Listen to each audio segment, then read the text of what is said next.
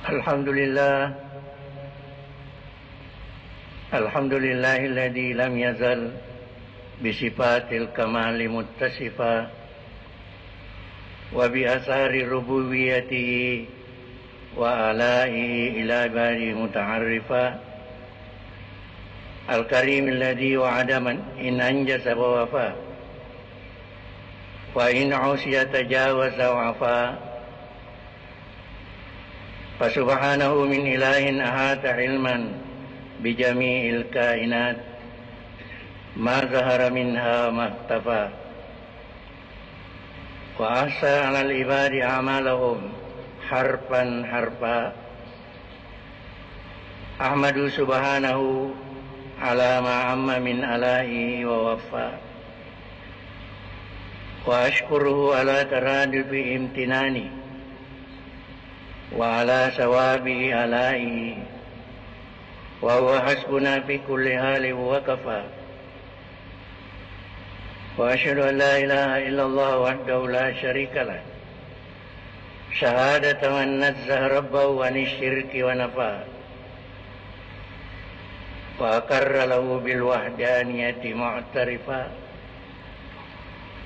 Wa asyhadu anna sayyidana wa nabiyyana Muhammadan abduhu wa rasuluh azkal anami syarafa alladhi ballaga risalah wa adda al-amanah wa nasaha al-ummah wa kashafa al-gummah. Allahumma salli wa sallim ala abdika wa rasulika Muhammad wa ala alihi wa ashabihi al-a'immatil hunafa was-sadatil khulafa ahli sirki wal wafa wa man tabi'ahum bi ihsani wa iktafa. Amma ba'd, fa ya ayuhan nas ittaqullaha ibadallah, ittaqullaha zahiran wa batinan, sirran wa alanan. Ittaqullaha haitsuma kuntum, ittaqullaha haqqa tuqatih wa la tamutunna illa wa antum muslimun. Qala ta'ala wa biqaulihi yahtadil muhtadun. A'udzu billahi minasy syaithanir rajim. Ya ayyuhalladzina amanu ittaqullaha haqqa tuqatih wa la tamutunna illa wa antum muslimun. Shadaqallahul adzim. Kaum muslimin jamaah Jumat yang berbahagia, alhamdulillah adalah kalimatul i'tiraf, kalimat pengakuan dari seorang hamba akan segala nikmat Allah yang tidak terhitung, sesuai dengan firman-Nya, wa in ta'uddu ni'matallahi la tuhsuha. Jika kalian, kata Allah, termasuk kita semua yang hadir, mau menghitung-hitung nikmat Allah, la tuhsuha, kalian tidak mampu. Ayat ini merupakan kebenaran mutlak, sehingga sampai hari ini dan seterusnya belum ada satu organisasi, belum ada satu alat yang mau mencoba-coba menghitung nikmat Allah itu. Dan andai kata ada alat yang mau mencoba-coba menghitung nikmat Allah, mungkin alatnya sudah rusak, tapi nikmat Allah belum selesai dihitung. Dan itulah makna wa in yang terdapat dalam ayat wa in ta'uddu ni'matallahi la tuhsuha. Mari kita sama-sama bersalawat kepada Nabi Muhammad sallallahu alaihi wasallam, nabi dan pemimpin yang sampai akhir hayatnya masih memikirkan umatnya, dengan ucapan ummati, ummati. Beliau telah bersabda, tuba liman ra'ani wa amana bi, wa tuba wa tuba wa tuba liman amana bihi wa illam yarani. Bahagialah, kata Nabi, orang yang pernah melihat saya lalu dia beriman kepadaku.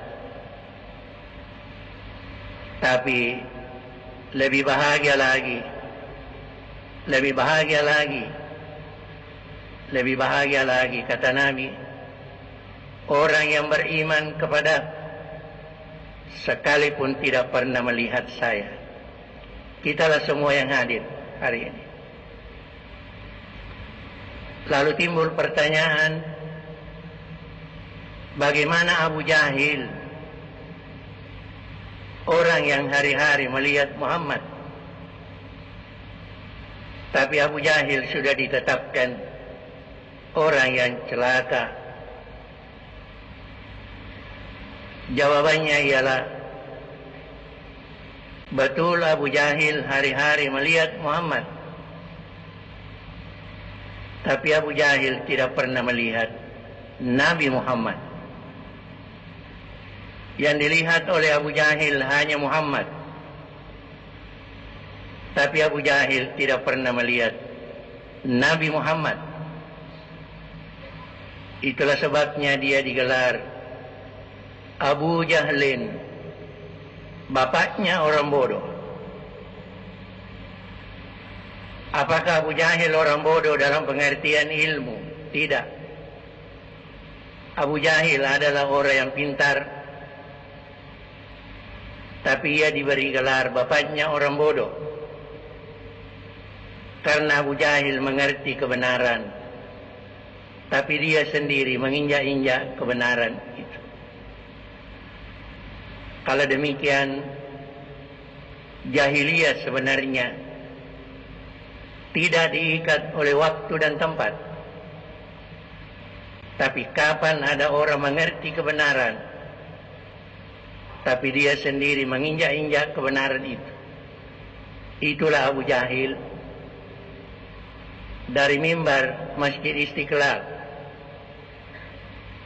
kita tidak menginginkan di negara kita lahir Abu Jahil yang baru. Kaum muslimin, jamaah Jumat yang berbahagia, perlu diketahui bahwa nikmat Allah bukan hanya harta. Nikmat Allah bukan hanya uang, tapi nikmat Allah meliputi hubbun nasi laka, orang cinta sama kita. Seorang pejabat yang dicintai oleh rakyatnya, maka jabatannya adalah nikmat. Rasulullah bersabda, innakum lan tas'un nasa bi amwalikum walakin bi a'malikum wa qulubikum.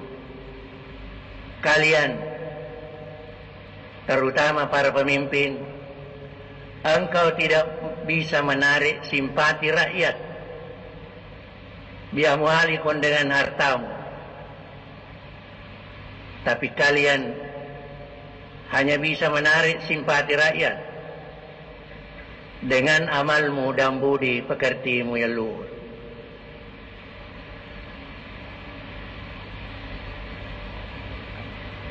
Orang kaya yang dicintai oleh umat, maka kekayaannya adalah nikmat. Orang kaya yang bukan saja dicintai oleh umat, tapi Allah sendiri mencintainya, sesuai dengan firman-Nya dalam hadis kudusi, uhibbul ghaniyal karim, saya mencintai orang kaya yang dermawan. wa hubbiril karimi asyad. Tapi saya lebih cinta kepada orang miskin yang dermawan. Uhibbul fakiral mutawadi. Saya mencintai orang miskin yang rendah hati, kata Allah. Tapi saya lebih cinta kepada orang kaya yang rendah hati. Uhibbus shaykhat ta'i. Saya mencintai, kata Allah, orang tua yang taat beribadah. Tapi saya lebih cinta kepada pemuda yang taat beribadah. Sebaliknya, saya membenci orang miskin yang kikir. Tapi saya lebih benci orang kaya yang kikir. Saya membenci orang kaya yang sombong. Tapi saya lebih benci dia juga miskin, dia juga sombong. Saya membenci pemuda yang malas beribadah. Tapi saya lebih benci tambah tua, tambah malas beribadah. Semoga kita semua termasuk dalam 3 yang dicintai dan menjauhkan diri dari 3 yang dibenci oleh Allah Subhanahu wa taala. Kaum muslimin jamaah Jumat yang kami hormati, termasuk nikmat yang besar adalah najabatul aulad. Anak-anak kita berhasil, pendidikannya sehat-sehat, pintar-pintar. Tidak ada kebahagiaan orang tua apabila anaknya berhasil. Saya punya bisan, anaknya 14 orang, 7 laki-laki, 7 perempuan. Semuanya berhasil. Saya tanya, Bu, apa resep? Beliau menjawab, mungkin Pak Kiai, oleh karena saya setiap selesai salat, saya tidak tinggalkan tempat duduk sebelum mendoakan anak-anakku yang 14 orang itu. Saya kira perlu ditiru. Sekarang sudah tidak cukup mengirim anak ke sekolah, mengirim anak ke perguruan tinggi, tapi ikutilah dengan doa, karena doa yang paling didengar oleh Allah ialah doanya orang tua terhadap anak-anak. Tidak ada arti harta, jabatan apabila anak kita nakal. Kaum muslimin jamaah Jumat yang berbahagia, dan di antara nikmat yang paling besar adalah nikmat iman. Iman adalah sumber kebahagiaan. Iman adalah sumber ketenangan. Iman adalah tembok pemisah antara manusia dan dosa dan maksiat. Rasulullah bersabda, "La yasriku sariku hina yasriku wa huwa mu'minun, wa la yazni zani hina yazni wa huwa mu'minun,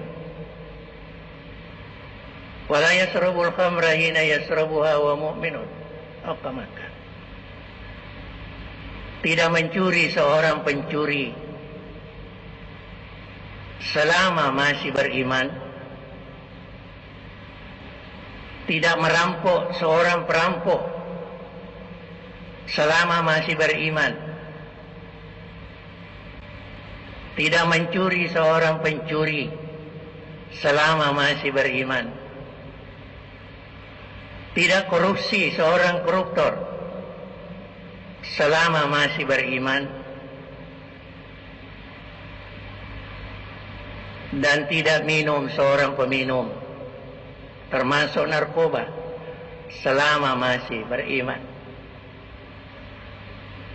Ini menjelaskan kepada kita semua bahwa apa yang kita saksikan di layar televisinya Indonesia tiap pagi, tiap siang, tiap malam, pencurian di mana-mana, perampokan di mana-mana, korupsi tiap hari bertambah. Penyebabnya hanya satu, adalah krisis iman. Memang pembangunan yang dilakukan oleh Nabi selama di Makkah 13 tahun, yang dibangun hanya satu, yaitu pembangunan iman. Nabi selama 13 tahun di Makkah hanya mengajarkan la ilaha illallah. Berarti Nabi mengajarkan la ilaha illallah di Makkah selama 26 semester. Kalau Nabi Nuh mengajarkan la ilaha illallah selama 700 tahun, tapi yang ikut tidak cukup 100 orang. Pertanyaan, kenapa terlalu lama? Karena mengajarkan iman bukanlah sesuatu yang mudah. Sebab kita harus meyakinkan orang sesuatu yang dia tidak lihat. Manusia kalau dia tidak lihat biasanya malas. Manusia nanti rajin kalau ada yang dilihat. Pahala tidak dilihat, neraka tidak dilihat, surga tidak dilihat. Sehingga kalau ulama berbusa-busa mulutnya memanggil orang pergi salat jamaah dengan janji 27 pahala, tapi mengapa biasanya orang malas? Karena pahala 27 tidak dilihat oleh mata. Dan disinilah peranan para mubalik, para pemimpin untuk menanamkan iman ini di negara antar cinta ini. Seorang guru besar berkata, apabila para mubalik, para ulama, para pemimpin gagal di dalam menanamkan iman, menanamkan la ilaha illallah, saya khawatir akan lahirnya at-tufulatul basyariyah, anak-anak yang berkumis. Tentu hadirin tidak pernah melihat anak-anak yang berkumis, tapi guru besar tadi menyontohkan, kalau ada orang sudah berumur 70 tahun selalu dipanggil untuk salat jamaah di Masjid Istiqlal dengan janji 27 pahala, lalu dia bilang apa pahala-pahala? Kau lihat, itulah anak-anak yang berkumis. Hadirin yang kami hormati, mari kita bangun bangsa ini sama-sama, terutama para mubalik ulama, membangun iman. Sebab kami yakin pembangunan tanpa moral agama berpotensi membawa malapetaka kemanusiaan. Semoga kami semua yang hadir sebagai hamba akan senantiasa memberikan perhatian, menjaga kemerdekaan, menjaga istiqlal. Istiqlal adalah kemerdekaan. Istiqlal, kemerdekaan adalah pohon besar yang kita telah siram dengan darah para pahlawan. Tugas kita semua memelihara pohon ini. Jangan Anda yang mencabut akarnya atau memohon tangkainya. Karena istiqlal adalah nikmat yang paling besar dari Allah Subhanahu wa taala bagi bangsa dan negara Indonesia. Barakallahu li wa lakum fil Qur'anil azim. Wa nafa'ani wa iyyakum bima fihi minal ayati waz zikril hakim. Wa taqabbala minni wa minkum tilawatahu innahu as-sami'ul alim. Fastaghfiru innahu huwal ghafurur rahim.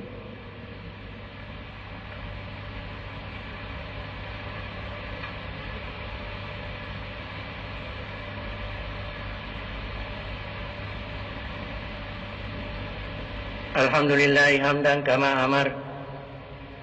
Wa asyhadu an la ilaha illallah wahdahu la syarika lah. Irghaman liman jahada bihi wa kafar. Wa asyhadu anna sayyidana wa nabiyyana Muhammadan abduhu wa rasuluh. Sahibul liwa'il hamdi yawman nusyur. Amma ba'd fa ya ibadallah.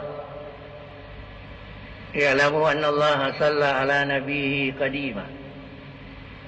فقال تعالى ولم يزل قائلا أليما إن الله وملائكته يصلون على النبي